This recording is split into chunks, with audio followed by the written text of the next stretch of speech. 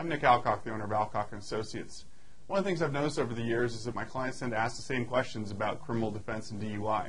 So what I did was assemble a website where we talked about the basic issues involving DUI arrests, what you can do to avoid criminal charges, and how best to survive the criminal system.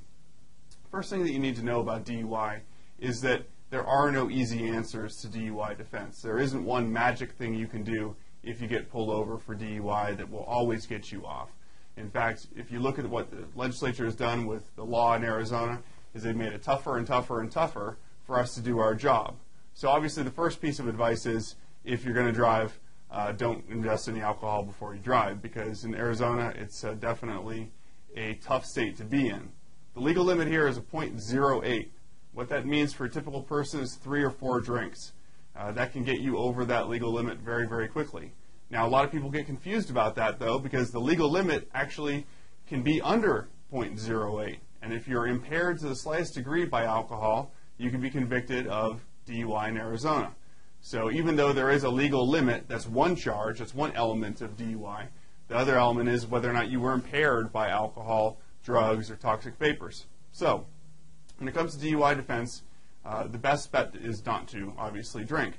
If you do get pulled over, the first thing you should say is, if you have been drinking, is that you want to speak with your attorney.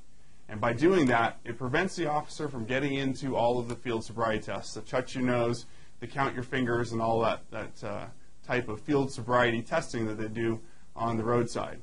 So if you say, I'd like to speak with my attorney, what they can do is they can have to either arrest you or let you go. Most of the time, if the officer smells alcohol, feels like you've been drinking, senses that you are possibly impaired, they will arrest you. They'll take you down to either a van or an office somewhere, and they'll say, okay, now you have to submit to a blood or breath test. Here's the problem with that, is that when you get your license, you are already basically told you have to submit to a blood or breath test. And if you don't, you will lose your license for 1 year. And so sometimes people get confused about that advice of you don't have to do the field sobriety testing, the touch your fingers, the touch your nose, the one-leg stand. You don't have to do that, but technically you do have to submit to a breath test or a blood test, because if you say, I don't want to do this, they'll say, all right, fine, suspend your license for a period of 1 year, and then they can get a warrant to pull your blood.